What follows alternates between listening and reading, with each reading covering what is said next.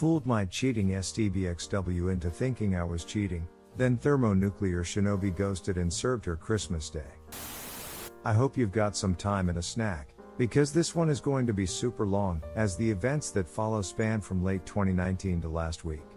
As per the rules, all names are altered herein. Okay, so here's the backstory. My STBXW was my high school sweetheart. We started dating in 1992 when we were both 17, we're both 45 now and have been together ever since. She's the only woman I've ever been with my entire life. We married 5 years later at 22, fresh out of college. A year later, we had our first of 2 children, both boys. 22 and 17, 23 years I gave to her. Built her a house. Worked my ass off to give her the life she wanted. Sure, we had rough patches, but what marriage doesn't? Even in the worst of times, we found a way to pull through and come out the other side better. Which made the discovery of her affair that much more jarring. Flashback to March 2020, when I first got the feeling something was off. For a good 2 months prior, we were in a funk. I was on the mend from reconstructive knee surgery, blew out my ACL fall 2019, but still elking in movement. At the time I only had about 55% range of motion on my knee. This took a toll on quite a lot in the house. I was out on workers' comp, as I had been injured on the job, and I was unable to do my usual household duties, so a lot got backed up.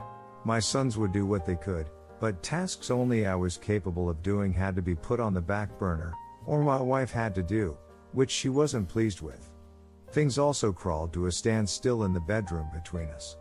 It had already slowed down prior to my injury, but in the state I was in at the time it completely stopped. During these months, she will call her Sue was spending more time hanging with co-workers after work.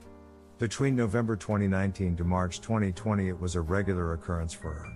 Naturally, I thought nothing of it. I've never in the 23 years I've been with her had any reason to worry or not trust her. She has her friends, I have mine, and we have mutual. I'd go hang out with my friends all the time and there was no issue. It was all above board.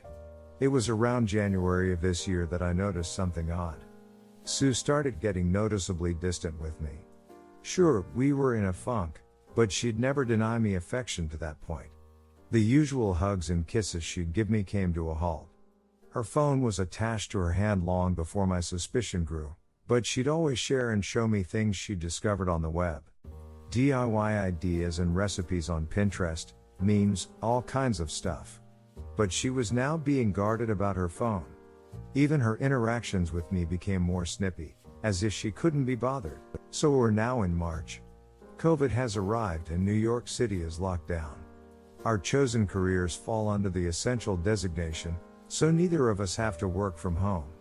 I'd just been recently cleared to return to work after 5 months on the shelf, and I was eager to get back after it, as 5 months on my ass rehabbing my knee and not being able to do physical stuff drove me nuts. For context, I enjoy physical activities. I'm an avid martial artist and I'm typically in the gym 4 days a week, on top of all of the home projects I did. Within a week or 2 of the lockdown, my STBXW alerts me that she's going to have to start putting in extra hours. Again, I think nothing of this because of her field. Of course, I was under the assumption it'd be every other day, but no. It was every day. And not just an hour or 2. She'd come home 3 or more hours later, and go straight to the shower, spend a little time with me. A little time with our 17 years old 22-year-old lives with his GF crosstown and then go to bed. As I'm able to support myself on my knee better, we started getting intimate again, but as you'd probably guess she wasn't mentally or emotionally present for it, which I noticed quickly. So by early April, the picture started getting clearer to me. All of the signs were pointing to the idea that she was having an affair. That's when I decided I needed to find answers. So I scoured the internet on things I should be looking for. Signs of infidelity in one's partner, and sure enough she was pretty much ticking all of the boxes on such behavior. So then my search inquiry advanced to how do I find proof. I started with her social media. Looking at her FB entries from months prior, it's pretty much the usual. Pics of us and our sons, pics with her and her friends, and more than a few pics of her nights out with co-workers. In these pics, It's a mixed bag of her closet's friends from work, and a couple folk I've never met from her work. But I see one recurring thing in a number of these pics, one guy. In every picture he's in, he's rather uncomfortably close to her. His arm is around her shoulder, or his hand on her lower back. Way too close for a guy I've never personally met. Needless to say, that put a sour taste in my mouth. But that wasn't the worst of it. No. The worst was the fact that apparently, this dude is a friend of hers on FB and follows her on IG. So I go to look up his FB account, and wouldn't you know it, I'm blocked. Why the hell am I blocked from seeing this guy's FB account, but he's friends with her on FB? Yep. Now I'm in Batman detective mode. At that point, I wasn't even trying to deny it. I knew she was cheating on me with this guy. My mission was to find out for how long. And over the course of April and May, that's what I did. You know, I never had any clue the depth of info you could secure from phone, text and email records up until then. We have a family plan cell phone package, and I was able to pull up quite a bit of data. My SDBXW's data history was telling. The two most frequent numbers she had interacted with from October 2019 to April 2020 was my own, and a number I'd never seen before. Take a wild guess whose number it was. A quick check on Google and I confirmed it was the dude from the photos who blocked me on FB. We'll call him PS, cause that's what he is. Again, the picture becomes even clearer at this point. But a lot of their messages and texts were disjointed, which meant she was deleting a lot of them. I knew she was cheating on me with this guy, but nothing in the data could serve as a smoking gun. I needed more evidence. It's at this point that I tell my best friend Oz what I had found. He asked me did I confront her with what I had, and I said no because I felt like it wasn't enough. That's when he told me about an app that I could download to apparently spy on her communications in real time. I won't say the name as I don't know the rules on that here. I got it installed, sync up my data plan, and waited. Within days of doing so, I finally saw it. A text string between the two of them talking about how much fun they'd had the previous night, and making plans to do it again that weekend. Boom. Gut punch. To say I was completely devastating was an understatement. I guess that moment counts as my D-Day, and for the next 2 days after I was just broken. I actively distanced myself from her those 2 days immediately after D-Day, which she was noticeably shaking by. She'd try to console me and ask me what was wrong, but I'd brush it off and leave her presence. I couldn't even look at her. This woman, who I gave 23 years of my life to, who I have given everything I could and more to as a husband, and she stepped outside of our marriage for a guy just 5 years older than our eldest son. By the third day, I wasn't even sad anymore, I was pissed. I contacted Oz to let him know my suspicion was confirmed, and he asked me had I confronted her yet. My answer was no, and I told him I wanted payback. I didn't want to just divorce her, I wanted to destroy her. I wanted to leave her life in shambles and ducking ruin her. It was going to take time to do so, and I devised a plan. In my readings and research on infidelity, I had saw a quote that resonated with me that went the enemy of infidelity is unpredictability. Or something to that ilk. That was going to be the basis of my plan. I was going to make her life hell on wheels, while also secretly planning my exit strategy. So we're now in early June, and I've still got the app installed. Pretty much every night, I'm gathering as much data as I can, seeing their back and forth messages. They're talking like it's a full-blown relationship they're in. Sexting, lovey-dovey romantic stuff, nudes, the whole ducking bag. At that point I had stopped looking at any of it, I was just collecting info and cataloging on my private FPS server. Meanwhile, I start doing things out of the ordinary. I start going out at odd times. I start coming home even later than she does. In her presence, I'm on my phone a lot more than usual, and when she asks what are you up to? I just simply say just stuff and put my phone away. I'd also changed my login info on everything, so she couldn't access any of my stuff. Mind you, for our entire marriage, we'd never hid anything from each other, but right around I'm assuming the start of her affair, she'd changed her password on FB, as well as on her phone, stating she had to because of the security breaches in recent months. Yay, really nice cover for hiding your affair from your husband. Anyway, I'd clued us in on my plan, as well as telling my older and only sister and 2 more of my closest friends what was going on. These are people I trust with my life, and I swore them to secrecy. For context, Oz and I have been friends since we were kids. The other of our friends, Joey and Nina, we've known since high school. Make note of Nina, she comes into play down the road. July comes, and my SDBXW is in full paranoia mode. She's texting and calling me a lot more frequently now, asking me if I'm going to be home when she gets home, when am I coming home while she is and I'm not, asking me what am I up to, the works. I can see the seed planted in her head the month prior is starting to sprout, especially in her communication with PS. She's confiding in him her doubt and confusion. Telling him that I'm getting cold and distant. The ducking nerve of this woman. In the interim of these interactions with PS, she suggests that maybe they should stop meeting up at our house because she has no idea if I just show up, confirming that yes, she's had this duckwad in my home. Thanks, Sue. PS asks her in that specific communication was she worried about me potentially cheating on her, which actually pissed her off. I can't even begin to describe the level of joy and how many laughs I got out of reading that exchange. My cheating wife arguing with her affair partner over if she's mad her husband could be cheating on her. Oh, the ducking irony. Now bear in mind, I'm not hooking up with anyone. When I leave, I'm usually at Oz or Joey's throwing back some booze, watching fights and spending time with my brothers, or at my big sis house hanging with her and my Bill, who's like an older brother to me. My sis is 52 and her hubby is 58. She had told him about my STBXW's infidelity, but not of my plan. Couldn't risk it as he's a bit of a blabbermouth. We'll fast forward now to October. That's when things seriously pick up.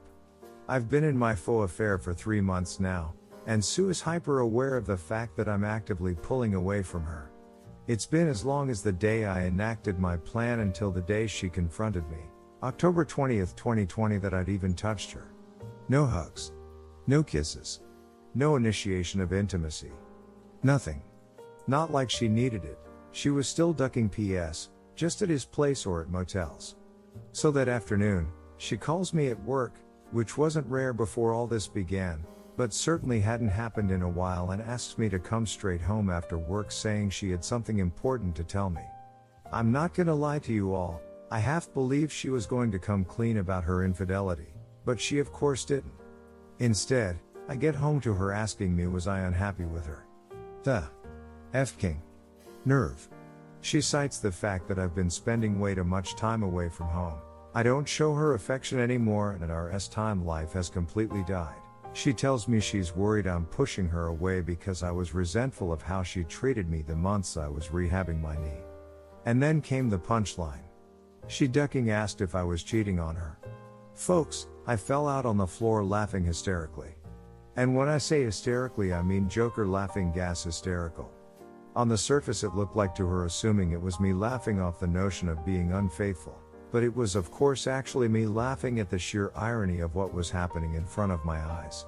I'm tearing up, pounding on the floor in complete hysterics for a good 2 minutes before I compose myself enough to answer.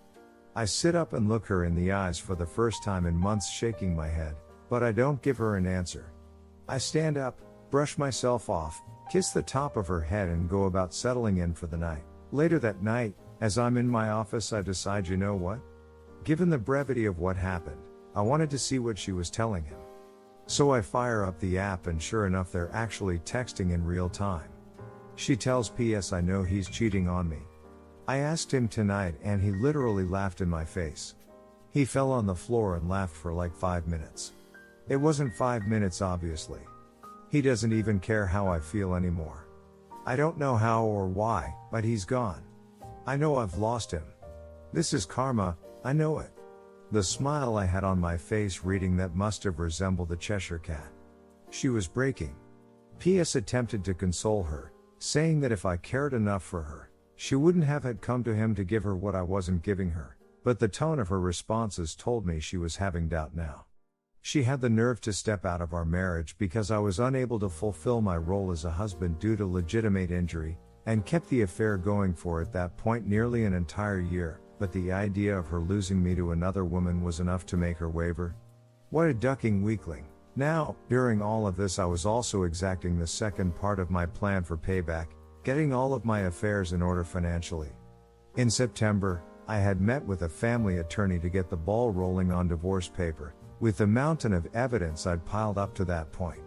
New York is an at-fault state as far as divorce, and the overwhelming amount of proof I'd gathered displaying Sue's infidelity pretty much solidified I could nail her to the ducking wall in a divorce case. My lawyer instructed me to get all of my financials in order in preparation for whatever division of assets might come as a result. I went one better than that, secretly pulling all of my money out of our joint account and putting it in my personal account. I also started shopping around for an apartment as part of phase 2. We're now in November, and I've not changed my behavior. In fact, I've ramped it up. This is where my friend Nina comes into play. For context, Nina and Sue have never been what you call close. I met Nina freshman year of high school 2 years before I met Sue. Even way back then, Sue has seen Nina as a threat, as she's my closest female friend. There's always been an implied I don't trust her from Sue regarding Nina. She's never addressed it directly, but it's obvious to anyone who pays attention. Conversely, Nina's never been a big fan of Sue. Early in me and Sue's relationship, Nina called to attention to me how Sue was pretty much imposing herself into our little square of friends, whereas I didn't do the same with Sue's set of friends. That irked Nina because she knew why Sue was doing it, her. Among Sue's circle even now, there are no male friends, aside from PS, whereas Nina is the only girl in my square. Nina had been stuck overseas due to the virus, and finally returned to NYC November 3rd. Joey and I decided we were gonna celebrate her return with a night at Joey's house for dinner and drinks. There was only 5 of us, Joey, Joey's wife, who is also Nina's sister, Nina and myself. Sticking to CDC guidelines. We take the Rona very seriously. Nina, being the evil mastermind she is, comes up with an evil idea to trigger Sue. She suggested we take some photos in the same vein of the photos I discovered of Sue and PS months prior, and post them to my FB. And that's just what we did. It wasn't until the 5th that Sue got wind of it, as I'm guessing a few friends noticed my updates and saw how uncomfortably close I was with Nina. This really ducked her mind up, because she still believed I was cheating, and I can almost guarantee she wanted to accuse Nina, but she knew that Nina had been stuck in Europe for the majority of the year. Still didn't stop her from attempting to dress me down that night for being so, as she said, handsy in the pics. I saw this as a golden opportunity to deliver the lead jab for my knockout blow. I say, so what about the pics with you and PS from last year? He was pretty handsy in them. But did you see me get bent out of shape over it? Deer in headlights. It was the first time I even mentioned the dude's name throughout all of this. The hamster wheel in her head started reeling in real time as she tried to explain away those pics.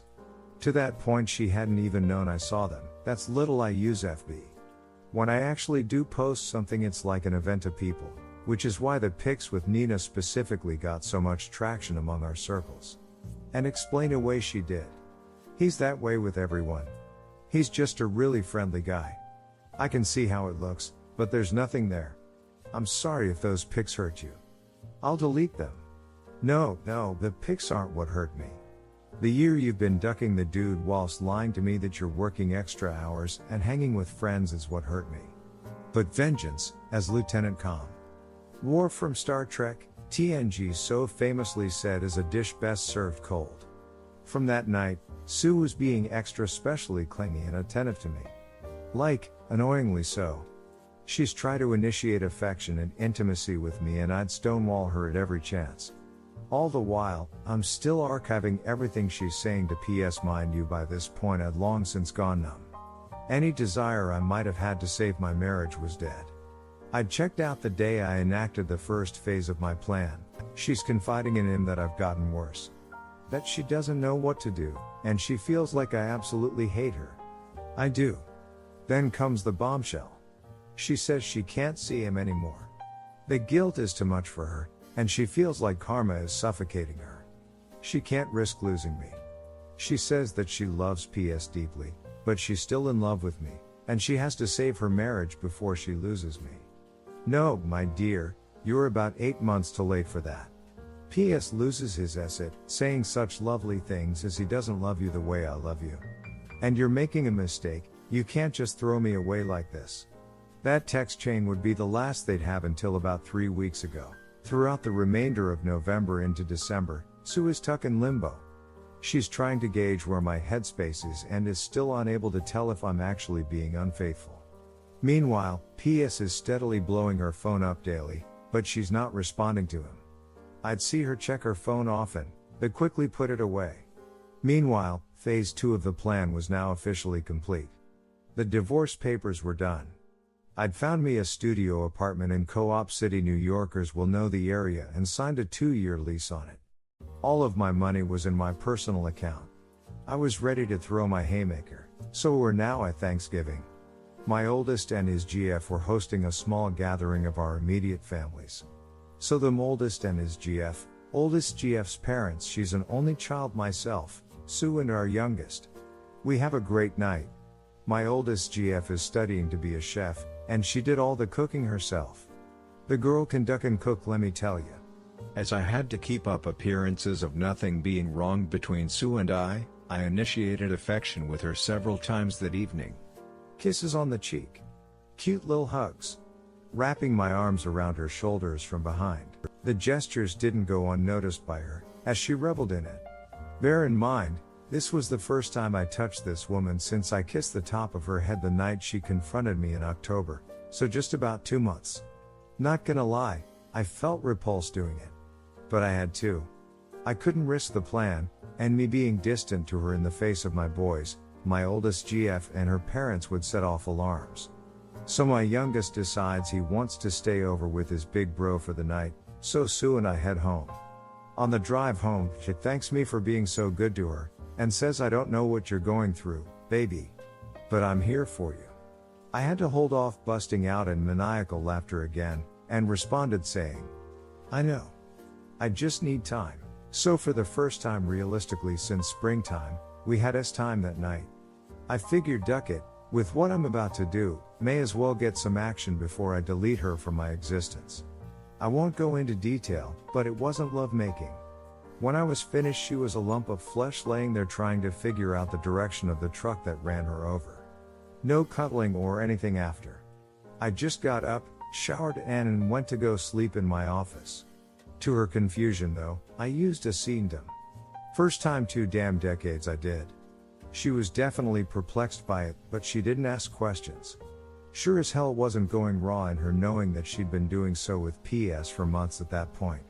I wake up the next day and check my handy dandy spy app, and for the first time in weeks, she responded to PS. Dude went full novella. He professed his love for her, said she was wasting her time trying to rekindle a flame in me that died. That she'd been in a prison with me for 23 years and deserved to experience the love and affection of a man who would cherish her. Mind you, this dude is 27 ducking years old. 5 years older than our oldest son. And he's that sprung on a 45 years old married mother of 2? What a grade A, high quality simp. She chose to blow up our marriage and destroy the home we'd built for this dude? Pretty boy with a soft side? Huh. She responded saying pretty much the same thing she said when last they talked. That she loves him and enjoyed their time together, but she can't lose me. I'm still the love of her life, but she'll always have a place for him in her heart.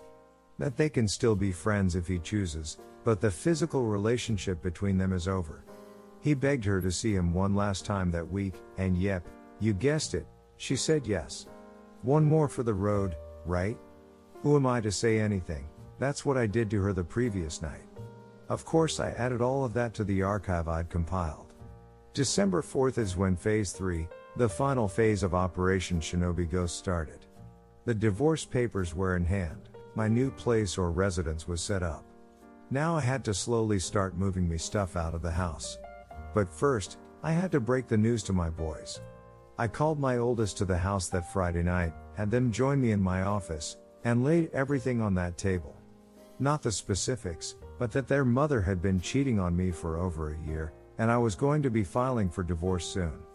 My 17-year-old was especially shaken up by this, because he himself had recently experienced his first taste of infidelity.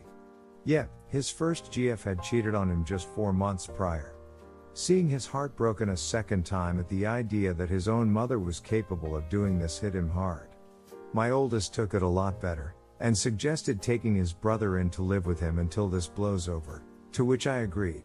We packed up some of his stuff, and he asked me was I gonna be okay. I told him yes, son. I'm going to be alright. And so are you. We're going to be alright. I promise. And then they were off. The hardest part was now over, and it was now time to arm the nukes. Over the next few weeks, day by day Oz would help me get a little of my most sensitive stuff out of the house. Gave him a list of all of the definite stuff to grab while Sue and I were at work and left him the spare key. This was all stuff Sue wouldn't notice was missing unless you told her it was gone. I'd also gotten a new phone and phone number, and told everyone who needed to know Oz, Joey, Nina, my boys, Big Sis and my mother my new contact info. Meanwhile, I'm keeping up the rows with Sue and she's none the wiser. Trickling bits and pieces of affection to her just to keep her off of the trail, whilst she's still in contact with PS not to the extent that they'd been prior, but there's still an emotional thing happening. The fog is faint but it's still there. All the while, I gather everything, and I do mean everything. Every bit of data I've archived since I started the plan, call logs, texts, pics, emails, everything, and start making printouts. Folks, I must have spent over $1,500 on Staples supplies. Printer ink, paper, binders, the works. And I cataloged everything in order, from the beginning of the affair until that last bit 2 weeks ago, December 16th in the binders. 14 of them. I then put each one in a box, and gift wrapped each, addressing them to various people. My mother, my father passed 7 years ago, her parents, her 2 sisters, her brother, her HR department. Did I forget to mention PS works for the same company, and there's an expressed rule against intercompany relationships because of the nature of what she does. Several of her friends, PS and PS's parents, lugged all of those duckers to the post office and shipped them all out December 16th. ETA for delivery, December 22nd, 24th. Perfect. So we're now at Christmas Eve. Sue comes home around the usual time, no idea if she'd seen PS. I'd stopped tracking her on the app the 18th. Figure I'd gotten all the mileage I needed from it. As per usual, she showers, hangs out with me a bit, I blow her back out on the living room couch. I know I'm a ducking asshole and she turns in for the night. The final phase was upon me at long last. The nuke I'd been arming since June was finally about to launch. In the middle of the night, I woke up and wrapped up one of the 3 remaining binders, with the divorce papers taped to the inside cover, and set it on my side of the bed with a note that said Merry Christmas on it. Next to it I left my old phone, and the business card of my lawyer. I packed up the remainder of my most needed items, enough to fill 2 backpacks, and I left my home, that I spent 23 years in, for the last time. That, my friends, was 1 week ago. To Sue I am completely off the grid. Gone. Shadow ghosted. She's blocked on FB, but still hasn't blocked me for some reason, so I'm keeping tabs on the fallout. It's absolutely glorious. My packages have reached everyone I sent them out to, and Sue is getting crucified. Her youngest sister completely dressed her down. Both of her parents have condemned her. My mom absolutely destroyed her. Like holy acid, I know my mom has a mean streak, but the things she called Sue were unducking holy. She's been frantically trying to find out if anyone knows where I am, but those that do, aren't saying a word. All over her FB feed she's desperately trying to reach me, because I'm guessing she knows I'm likely looking. But I'm not saying a ducking word to her without my lawyer present. That'll be the next time I share oxygen with her. She's got no way of spinning the narrative to paint me as the bad guy, because I've exposed her to everyone who matters to her. And from what a mutual friend who works in the same company as her, she and PS apparently are being put on administrative leave as of tomorrow, so yay, chances are she'll be going into 2021 unemployed. As for the final 2 binders, well, one has been turned over to my lawyer as my final bit of evidence for my impending divorce, and the last one I put in my storage unit to be burned in Joey's fire pit when the divorce is final. Do I feel guilty about this? No. Not even in the slightest. 23 years I did right by this woman. I gave her the home she wanted. I gave her the family she wanted. I gave her the life I felt we both deserved, and I loved her unconditionally. Never have I faltered. Never have I strayed. Never have I even entertained the notion of breaking my vows. When an issue came up that I felt was affecting our marriage, I came to her and told her, and we sorted it out as best we could. She opted to find comfort in another man's bed. Rather than come to me and say she was unhappy with our S-time life at the time, she decided to step out with a young punk who gave her the tingles. So no, I have no sympathy for what I did, or for her. She can burn in hell for all I care. The most I stand to lose is my house, a car, and maybe a couple $100 a month in alimony, but seeing as the divorce is filed under the statute of adultery and NYS is at fault, that might get waived with the insurmountable amount of evidence I've provided. As far as I'm concerned, she's dead to me and I'm never looking back. Update: fooled my cheating STBXW into thinking I was cheating, then thermonuclear shinobi ghosted and served her Christmas Day. Christmas Day was the first full day I spent in my new apartment. It's still a work in progress, as I have more stuff I want to get, but overall I've made it my home, since I'm going to be here for 2 years at least. My boys and the eldest GF came over and spent a good portion of the day with me. The GF brought over treats she'd made, and also whipped up a really nice meal. I got to sit and talk with my sons in a way I hadn't done in a really long time, and it was nice. My big sis also came over with more goodies and hung out with us also. It had been the first time she'd seen her nephews in nearly a year. Having all of them around did me some real good, as if I were by myself I think I would have just drank myself into a stupor. Everyone cleared out around 8-ish, and I decided I wanted to go hang out with Joey and his wife Claudia. Hung out with them for a couple hours, had a couple drinks and then went back home. The next big development happened last week, 12/29/20. Around midday I get a text from Nina asking if I was busy that night. I of course wasn't, so we agreed to meet up after I got off of work. She shows up and we go to a diner not far from where I work. Here in NYC we're doing indoor dining at 25% capacity thanks to the Rona, but there's mostly no trouble getting seats because so many of us opt not to dine out as much these days regardless. So after we're seated and order or food, Nina pretty much lays all of her cards on the table, and honestly, I knew this was coming. She basically confessed that she's like me all the way back since we were teenagers, but never got the chance to tell me since Sue swooped in and scooped me up before she could. For context, I've known Nina longer than Sue by 2 years. As I mentioned, she's been the fourth point of my social square of myself, Oz and Joey. We were the social outcasts in high school. The raver kids who didn't fit into all of the other cliques. Back then, Nina had a weight problem and was diabetic. She was the heavy-set goth chick who was super cool, but no guy would ever give a second glance at. But we always had chemistry.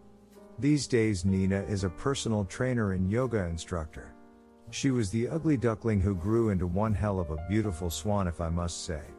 Long story short, we decided that upon the finalization of my divorce, we are going to start seeing each other. And yay, I slept with her that night. Took her back to my new pad and we had a grand old time. Am I ashamed of sleeping with her? Hell no. Nina's been a better friend to me than Sue ever was. That's not saying Sue wasn't my best friend. But through the near quarter of a century I've known Nina, she's always supported me. Even so much as I learned that day willingly taking a step back from her own feelings to allow me to pursue and eventually start a life with Sue. That resonated with me on a level I didn't think it would. That kind of selflessness towards another person is the definition of real love. I know, it sounds like I'm just trying to justify in my head that sleeping with her was the right decision. To me it was, and I plan on exploring what's to come with Nina and I with total commitment. Okay, on to yesterday, the day I met my wife and her lawyer to discuss the divorce. It's now been 2 weeks since I ghosted my SDBXW. This past Monday I got a phone call from my stating that Sue's attorney has scheduled a meeting for us to discuss the terms of divorce on 1/6/21, which was yesterday. I met with him the Tuesday morning to discuss the terms I'm wanting.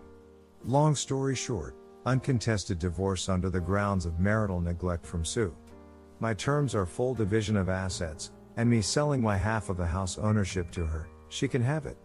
We keep our respective vehicles. I keep my cabin in the Poconos. And under the pretenses of marital neglect, she gets no spousal support from me. As for 17, what I'll refer to my son as from here on, he's free to choose who he wants to reside with following the divorce, which will most likely be me. So Wednesday comes and I show up to my lawyer's office dressed in my Johnny Cash best. My wife and her lawyer. She looks like Esset, barely holding it together. I give the stone face. I won't bore you with the lawyer babble, but her lawyer presented an offer for terms of reconciliation. I shot them down almost as soon as she finished listing the details of the request. Like I said, I'll spare you the details of the meeting. Long story short, we agreed to a legal separation leading to an uncontested divorce. The only revision is that I will pay her $653 a month of temporary spousal support to cover the cost of utilities until she's gainfully employed again. Yep, she got fired for ducking PS. He got canned as well up to a year after the finalization. I make enough that it won't hurt me financially even if she drags her feet finding a new job, and she's got enough in her savings to live off of for quite some time.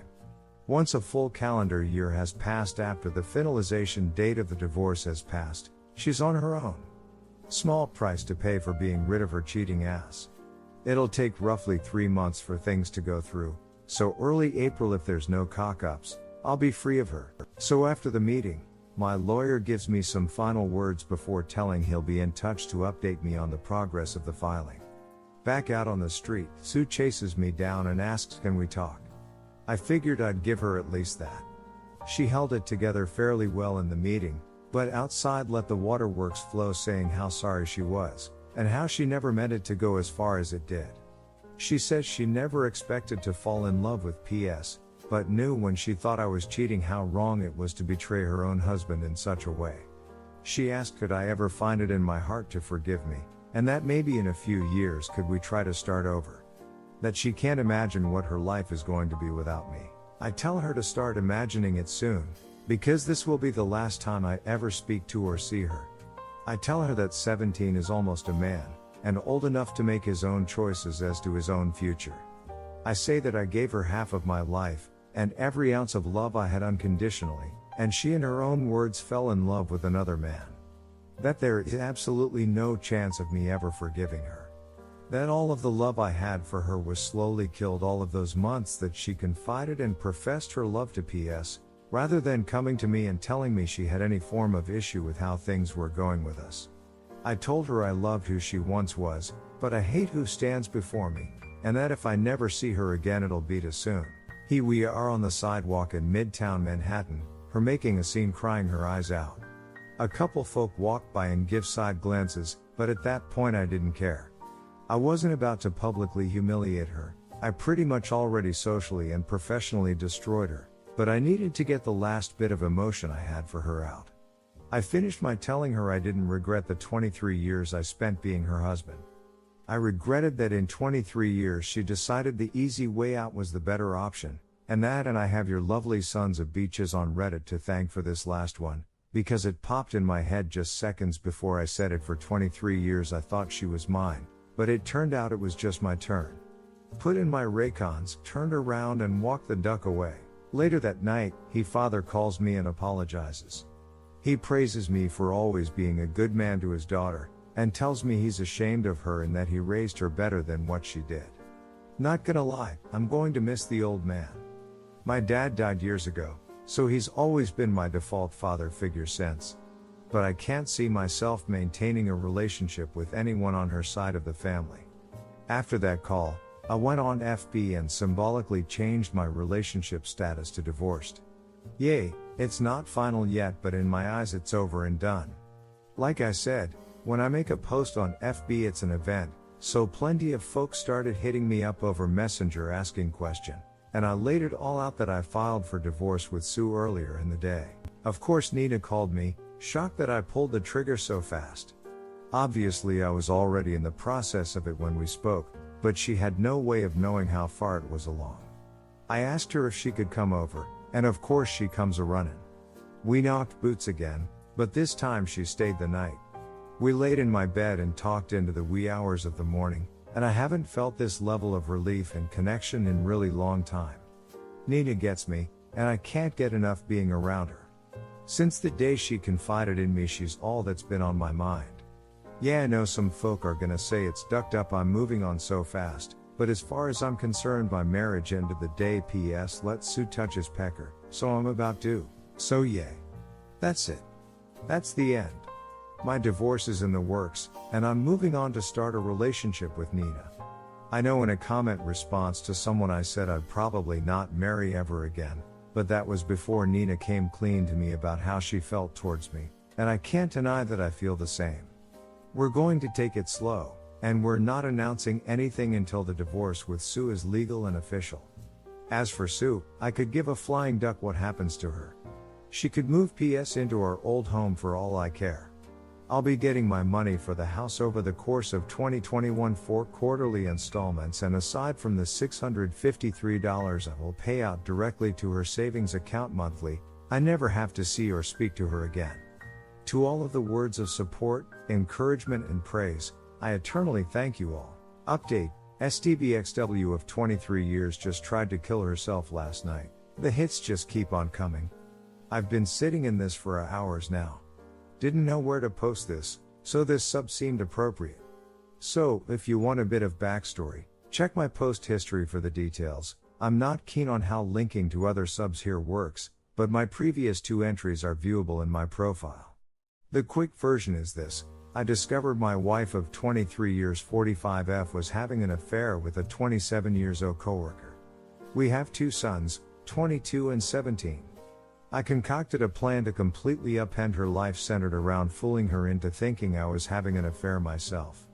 I kept the rows going for over 4 months while compiling evidence of her infidelity, as well as securing divorce papers and planning my exit strategy, slowly moving my personal belongings from our home to a new apartment, getting a new phone and number, separating my half of our shared income from our joint account, etc. On December 16, 2020, I gathered every bit of proof of her affair I'd compiled, printed it all out from start to that week, filed it all into 14 binders, packed 11 into gift-wrapped boxes, and mailed them all out to the most important people in her life, as well as her HR department with an ETA between 12/22/12/24/20. On Christmas Eve, while she slept, I took one of the remaining 3 binders and did the same, only this one I taped the divorce notice to the inside cover, and left it on my side of the bed, which, mind you, she'd had her lover in a number of times, along with my old phone and my lawyer's business card, and shadow ghosted her. Over the next 4 days her life completely imploded. Her family pretty much excommunicated her. Her friends, the ones who didn't know of the affair, ostracized, and my own mother took her to task, calling her the most scathing and vile things you could possibly think of. Her and her lover were also placed on administrative leave and eventually fired. Last week we had our divorce hearing, and settled on a legal separation into uncontested divorce, with a few provisions in place for transitional income since she's now unemployed. I'm to pay out the price for the utilities, $653 a month, until either she finds gainful employment, or upwards to 1 year after the date of the divorce's finalization, which is expected to be 3 months from now. She keeps the house, her car and her half of the shared assets. I keep my half of the assets, my vehicle's car, motorcycle and boat, and my vacation property cabin in the Poconos. After the hearing, we had one final exchange where she tried to explain away her infidelity and begged me to give her a second chance after the divorce is finalized. I of course said no, gave her some choice words and walked away from her forever. This brings us to last night. As only my closest friends, 2 sons, older sister and mother have my new contact info, and I've completely blocked my STBXW on all social outlets. She has had no means of reaching me since I left her Christmas Eve, but some our mutual friends still do. Last night I'm hanging out in my apartment and I get a voice call notification on Messenger from one of said friends, one of the few who hadn't abandoned her following me outing her affair. She didn't waste any time when I answered, and said she had went to check on Sue the STBXW and found her passed out in the bedroom, foaming out of the found with 2 bottles of empty pills next to her. She's in the ICU in critical, but stable condition. The doctor said that she will likely pull through, she's clearly not going to be well after. She begged and pleaded for me to come. Her parents and 2 of her sisters were also there at the hospital. My guess is they were notified after the hospital attempted to notify me, but Sue would still have my old as her emergency contact. I simply told her no. Sue's not my problem anymore, and she clearly decided she wanted to take the easy way out rather than deal with the shame and agony of the 23-year marriage she blew up. I then told her friend that if Sue's family were there, they can help her sort out the pieces, but as far as Sue and I are concerned, there is no Sue and I anymore. I then ended the call. I've had a few hours to sleep on it, and my sons called me this morning asking if I knew. I told them yes, but I also let both of them know that if they want to be there and supportive of their mother, I will not hold it against them or judge them for it. She is their mother after all. But I myself wash my hands of her, and care little to nothing about what she does for or herself anymore. They were both a little taken back by this, but respected my stance. However, now that the news has broke about her suicide attempt, many of those friends who dropped her are all starting to surface again, and saying I need to be there for her. That even despite what she did to me, I need to support her in her time of need. I've also been informed that her AP tried to visit her this morning, but wasn't allowed because he's not family. I'm getting dogpiled on to go see her, but I feel nothing for this woman anymore. I haven't for a very long time. I checked out during the process of getting my payback for her betrayal, and I stand by the fact that I don't care at all for what she's done. In fact, it makes me hate her even more. She's the one who was unfaithful. She's the one who, though a near year-long fling with a guy 5 years older than her oldest son, was worth destroying 23 years. And now that she has to face the consequences of her choices, she chooses the most selfish way of deal with. Even now, seeing as she's in all likelihood going to survive, she's cultivated immediate sympathy from everyone who took her to task, and I'm being made out to look like the jaded ex-husband unwilling to sympathize for her by most her family, not her dad. He's reached out to me over the last few hours and said he respects my decision to stay away. It's like I never even truly knew this woman. 23 ducking years and it comes to this. Yes, I know the way I broke things off with her may have put her in a poor mental state. But now a whole new can of worms has been opened up because either she had a complete mental breakdown and decided to self-delete herself, or she made an extremely risky and calculated move to cull favor back from people who just weeks prior condemned her for betraying me. She cheated on me, and now she's the ducking victim? Sorry if this comes off as rantish, but I'm here trying to wrap my brain around this. I want to be perfectly clear, I am not going to visit Sue. She waived her right to me caring about her well-being the day she let PS, my personal nickname for her lover, put his DCK inside her. This might come off as heartless, because despite the cool, calm, collected way I've been throughout my who ordeal, my feelings are still very much raw, but I don't give a duck about this woman. Haven't for a very long time. I'm aware I'm going to be vilified by a number of folk here. I don't much give a s it. Think of me however you want. If you were in my shoes, you'd see her actions vastly different. Some of you folks are going to go look up my post history and see the story of what I did to her. And you're going to draw the conclusion that her suicide attempt was my fault.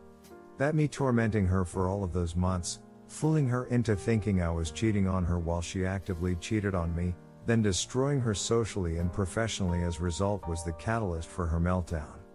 Maybe it was. Maybe I am heartless sociopath, but as Arthur Fleck so famously said, you get what you ducking deserve. I gave this woman half of my life and did absolutely everything to be the best possible husband she could ever have. By her own admission, I had no bearing in her decision to step outside of our marriage. She did it for her. Her selfishness knows no bounds, and I am glad to be rid of her. If it makes me the bad guy because I will not go see her and never plan on interacting with her ever again, so be it. I hold true to my damn convictions. She made the choice to betray me. She made the choice to put her needs above the needs of our marriage. So now it's my turn to choose to me over everything else. She can rot in the darkest pit of hell for all I care. Let everyone else help her fix her. My obligation to ever care about her well-being ended the day we signed the separation agreement. I just needed to get this off of my chest. If you're going to cast judgment on me for feeling how I feel, save it. Like I said above, after 23 years and 2 children, I never really knew this woman after all. I have no sympathy for her, and I never will. Let her ducking rot. Quick update. I've been informed by Sue's dad that she's been moved from the ICU to the mental health wing. Doctors are still monitoring her mental state. She's conscious and cognitive again, but obviously lethargic. Her father told me she asked did I come to see her, and he said no, and she shut down after. He respectfully said any further news he'll share only if I inquire, because he understands the headspace I'm in. Also, I've scheduled counseling for 17. The first consultation is this coming Monday. Update, aftermath of STBXW's suicide attempt. I'm writing this here as a form of therapy. A way to get my thoughts out in a pragmatic way. Today, against everything I said in my previous posts and comments, I went to go see Sue. She's been out of the hospital 4 days now, and believe it or not, it was Nina who convinced me I need to see her. She said the only way I'd let go of the contempt I feel for her is to see her one last time, in her weakened state. So around 6 p.m., I called her for the first time since I served her. Her hello wasn't the bright and bubbly hello I'd known for over 2 decades. Her voice was hoarse and weak. The moment she heard my voice, she immediately began crying. Took almost 3 minutes for her to regain composure enough to talk again. Before she could say anything, I told her I was coming to see her by 8 p.m., and she agreed. It's about an hour and a half from Co-op City, where my new apartment is, to my old home, so I grabbed a bite to eat from the local pizzeria and started on my way there. I got there about 7:47 p.m., and she was already at the door before I pulled into the driveway. As I came near, I could see the toll her actions had taken on her. She was noticeably thinner. The unhealthy kind of thin. As a whole, she looked like The Walking Dead. First thing she does is try to come in for a hug, and I stop her cold. She got the hint that I wasn't there to console her, and backed off immediately. We go inside and sit in the living room. Almost immediately Sue tells me she wants to come clean about everything. She tells me she couldn't live with the guilt of what she did to me and the boys. From the day we signed the separation agreement, she went into a downward spiral of guilty and agony that led her to her suicide attempt. Her friend, the one that called me from the hospital, had noticed her behavior and started coming over to check in on her. She said the doctors told her had she not been found just an hour more, she would have succeeded. She admitted to failing me as a wife. That her falling for PS was wrong, as was her choice not to pull back when she knew she was getting too deep. She also apologized for sharing the many intimate details of our marriage and speaking ill of me to him. That she never imagined herself being the kind of person who was capable of doing that, but she was. She said she believed in her head that she was doing the right thing, but ultimately when she thought I was cheating, it all hit her like a ton of bricks. The feeling of betrayal was suffocating, and she had to get out of as soon as possible, but it was obviously too late by then. She then asked me at what point did I stop caring, to which I said the night she confronted me with the notion of me cheating with the fervor that did, knowing full well she'd been ducking PS for months at that point. I lost all respect for her, and it steeled my resolve to enact my plan. She told me that when she woke up Christmas morning and found the gift I left, she was over the moon, until she opened it. That when she realized what it was, and how much I had known, she literally went mad, and hasn't set foot in our bedroom since. She was frantically trying to find if anyone knew where I was, but when she went on FB to ask, she started getting thrashed by friends and family about what she had done, but had no idea how everyone knew so fast. That's when I told her about the other binders. The look of shock on her face was priceless. It all dawned her that I did this to her. Everything she's gone through, her friends turning on her, her family shaming her, and yes, even her losing her job was my doing. She just fell silent and shut down after that. I took the time to go use the bathroom then, and it was in shambles. The mirror was broken, her skincare products were all over the place, and the tub looked like it hadn't been cleaned since they took her to the hospital. When I came back out to the living room, she has her face in her hands weeping, and I can honestly say I felt nothing. No more anger, no more rage, and absolutely not a shred of pity. They say the opposite of love is indifference. Looking at her, that's all I felt. She looks up at me and says I ducked everything up. I ruined us, and I have no idea what to do. I can't do this by myself. I tell her she's got her family, her friend who found her, and our sons. But she doesn't have me. She never will, ever again. I tell her I came to give her closure from the ordeal she just subjected herself to, but the moment I walk out that door, I'm never looking back. So the topic of PS comes up not long after. She tells me he reached out to her 2 days ago. They talked for a couple hours and it ended with her telling him he needs to move on with his life. Find a younger woman and forget she exists. The remainder of the convo was Sue apologizing for he betraying me and asking again, was this really the end? I look her dead in the eyes with no hesitation and say yes, it's been over long before I served the divorce notice on Christmas. I felt that was my cue to depart. No words were said, because what more could be said? I left her sitting on the couch, closed the door behind me, got in my car and drove home. It's 2:56 a.m. as I'm typing this. I needed to get this out while it's fresh in my head. This is it. The saga of Sue is done. 17 and I are both scheduled for counseling in the coming weeks. Nina and I are still going strong, and sticking to the plan of keeping things under wraps until my divorce is final. I'm staying active and motivated and looking forward to a future with a woman I know will cherish and honor me, because she's done so from the shadows for decades. It's time for me to focus on the life ahead of me, so this will probably be the last time I post for a while. Maybe I'll come back with an update when the divorce is official. To everyone who has sent me words of encouragement and well wishes, thank you. To all of those who praised me for my plan of revenge, I can honestly say I wish it never came to it. But if I had to go back and do it again, I wouldn't change a single thing I did, aside from maybe doing more to PS than just getting him fired. And to the one guy who harassed me saying I deserved it because I raped my wife, you're ducking delusional and get ducked, you tagnut. Hopping my green ass on out of here. Update, where things are going. If you're interested in learning of my history, just go to view my profile. It's all there. Anyway, it's been just over 2 months to the day I served my wife divorce papers, and a month since my last update, which I said was likely going to be my final one. But a lot has gone down since that post. And seeing as coming back to this account and seeing hundreds of messages and responses still after my last post, I'll go ahead and let everyone know what's going on. But before all that, I sincerely have to say thank you again for all of the support and kindness that's been sent my way over my plight.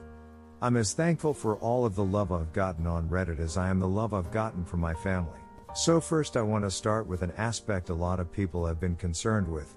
17, my youngest son. Just days after my last post he began IC. I went with him his first 2 sessions, and he's gone by himself for everyone one since. He goes 2 times a week, and it has drastically helped. For the most part he's doing fine, but I can say that his trust in relationships has been completely shattered. The lasting effects of his own experience with infidelity, coupled with his mother's actions of cheating and her attempted suicide, has left a pretty big scar that I think may take decades to heal. I come to find out his experience was even worse than he let on. He actually caught his ex-GF making out with a guy he thought was a friend, but it turned out was only getting buddy-buddy with him to get to her. He never told me this aspect of his breakup. My heart breaks for my son to have had to experience this at such a pivotal point of his formative years. You do all you can to protect your children, but then life goes ahead and says no. He's decided he's going to stick to IC for the long term, and I have told him if ever he needs to talk to me about anything, nothing is out of bounds. Next up there's my IC. It's safe to say if you've read the bulk of my entries I have a bit of an anger problem.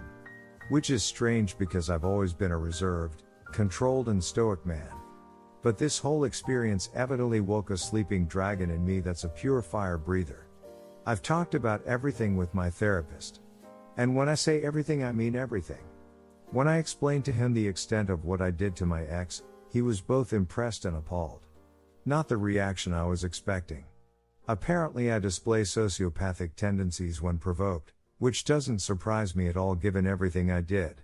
My sessions are not so much dramatic, they're more so organizational.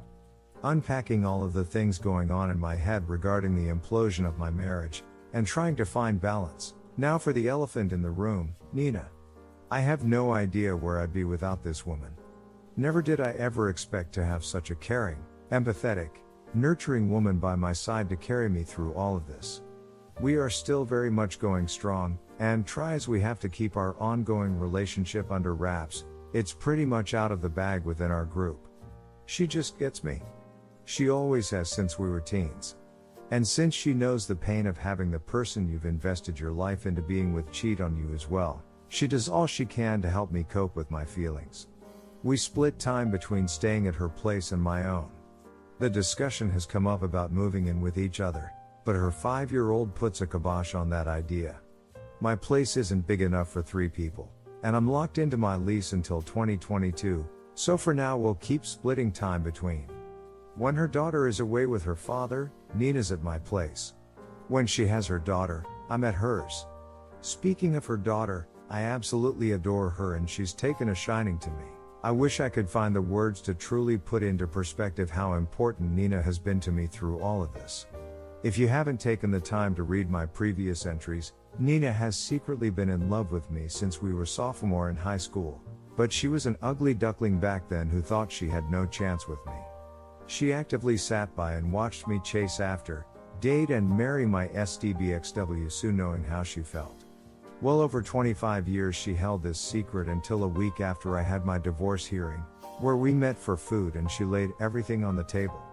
I consider myself lucky to have her in my life. We constantly talk about what the future holds between us. As we've both been burned by marriage, we're definitely not going that route, but we have discussed a civil union. We'll probably wait a little while before going that route, but it's pretty much decided between the two of us that we are it for each other. Last but not least, the STBXW Sue. What I have to tell everyone about here is that, well, there's nothing to tell you. After the final time I spoke to her after her attempted suicide again, if you haven't read up on my story, you should really go to my profile and get caught up on the novella that's been my life since 2019, I've gone 100% NC with. I have no idea how or what she's doing, and I don't care to ever know. As far as I'm concerned, she's dead to me. That's really about it for the most part. Life goes on. It's March 2nd as of me typing this, so there's just one more month to go regarding the filing going through. By this time next month, I'll be a free man officially. And I'm counting down the days I can finally and truly begin the next chapter of my life. Edit: to clear something up, I made a mistake with my statement about being clinically diagnosed as a sociopath. I assumed because my therapist said I display sociopathic tendencies when provoked that it was a clinical diagnosis. It wasn't, it was just his professional observation. Also, my oldest son 22 has no true intent to do harm to PS. He said what he said out of anger. Last update, the end and farewell. This will be the official final entry into the tale of how I found out my wife of 23 years was cheating on me, and the events that followed. By now I think there's more than enough people around the net who know of it.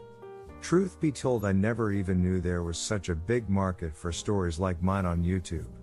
I've seen my posts narrated in so many channels it'll make your head spin. For the record, UKCC YouTube is the only one who actually messaged me and asked for permission to highlight my story, so I thought I'd give him a special shout out. But enough pleasantries, time for the update. On April 13th, just 1 month ago, Sue officially became my ex-wife. I was initially told by my lawyer that it would go through on the 18th, but due in part to things here in NYC starting to open up with the lowering of COVID cases, it was pushed through a few days earlier. My lawyer Jeff gave me a call on April 12th and asked me to come see him the following day. When I did, he handed me the finalization notice and shook my hand. I couldn't just leave it at that, so I went in and gave him a hug and thanked him for all he'd done for me. On my way home, all I could do was just replay mental movies of everything. The last 24 years of my life. All of the memories. All of the history. When I stepped into my apartment, it finally happened. I hit the floor and all the emotion that has been compressed in me came pouring out. I haven't cried like that in ages. But it wasn't a sad cry. Not by any means. My soul felt like it had been set free after being held in the deepest, darkest abyss. The phone call I made that night was to 22. I kept it short and sweet, saying that it's finalized and his mother and I are no longer married as to that day. He asked how I felt. I'm sure he could tell in my voice I've been crying, and I told him I was fine. 17 got on the phone next and we spoke for nearly 90 minutes. 22 and his fiancée have been doing a great job looking after him, and he's still like myself going to therapy. I won't go into detail about what we spoke of, but I will say there's still a lot of work to be done specifically with his view of relationship. Nina came to see me later that night as she always does, and obviously I gave her the news. She just wrapped her arms around my waist and held tight as yes, I cried again. Once I was able to compose myself again, Nina told me no matter what, she will never betray me and loves me with all her heart. And I know every word of it is true. I might catch some flack for saying this as I don't regret the life I built with Sue, and despite all she did give me 2 strong sons, but it's clear to me now I picked the wrong woman. Nina in the last 2 months has given so much and asked nothing in return. All she asks of me is to be there for her. I don't want to drone on about her for too long, but she truly is my hero. There's also some other interesting events that came to pass following the divorce finalization. Case in point, PS actually reached out to me.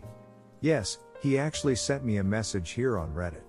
Turns out he saw the story when it blew up on YouTube, and immediately recognized that it.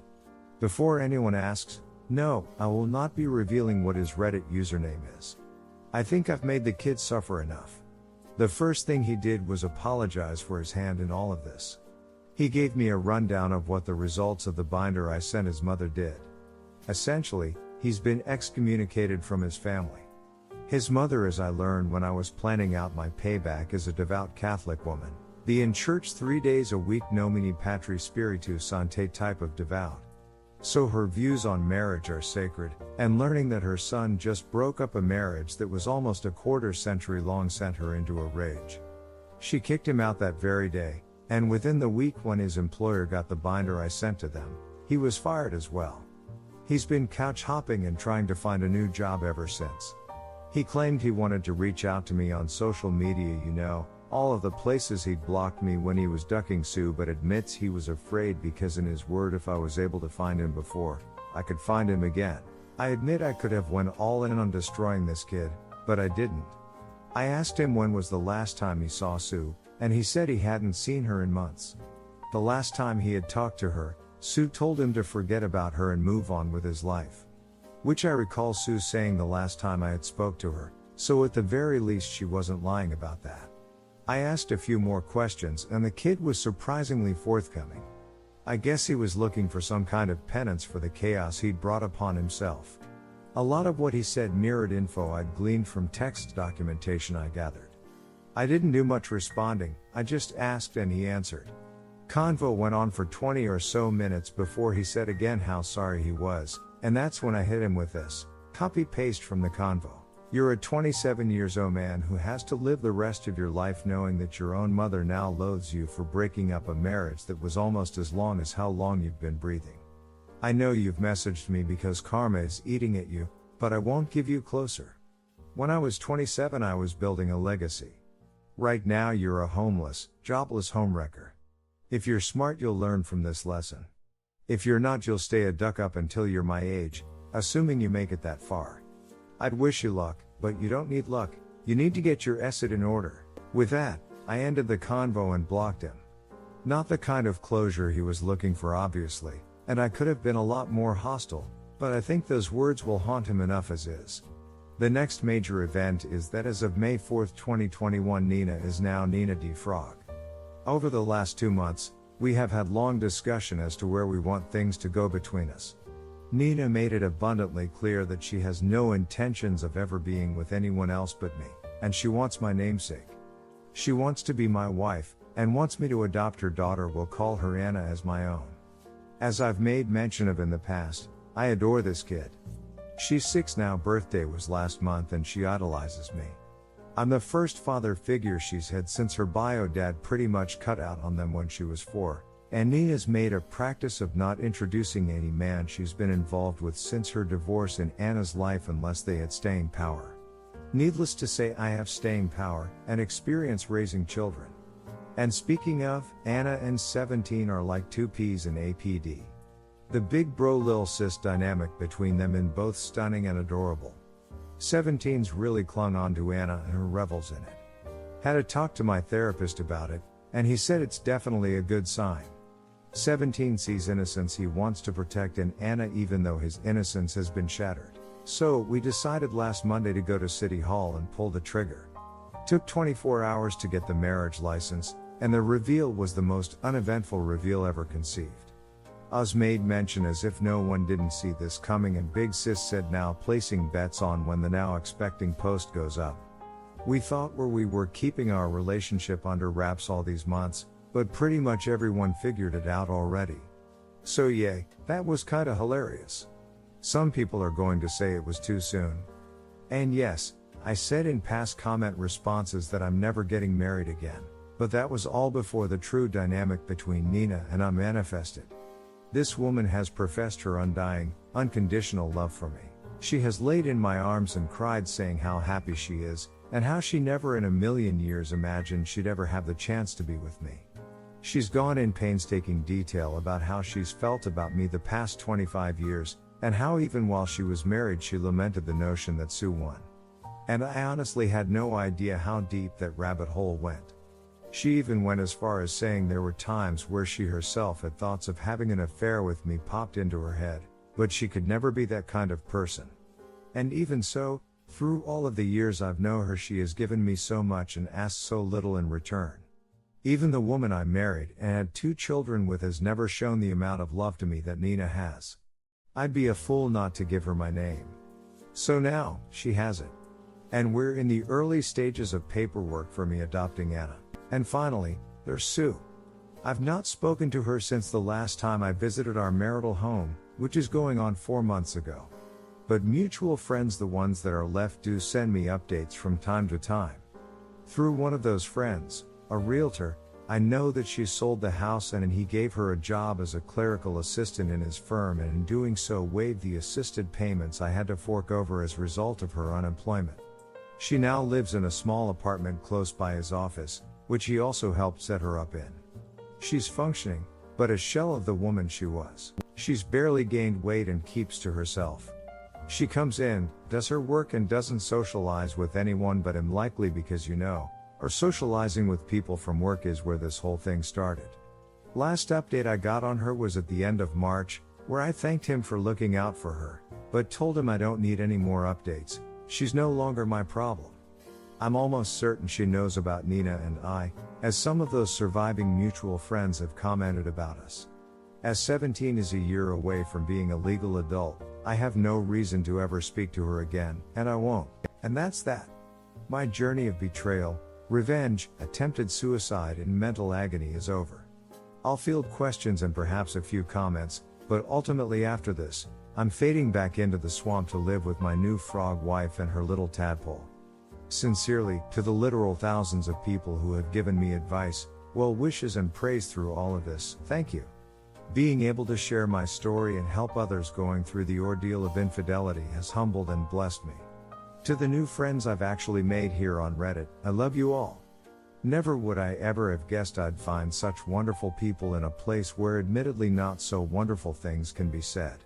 Keep it green and keep it classy, Reddit.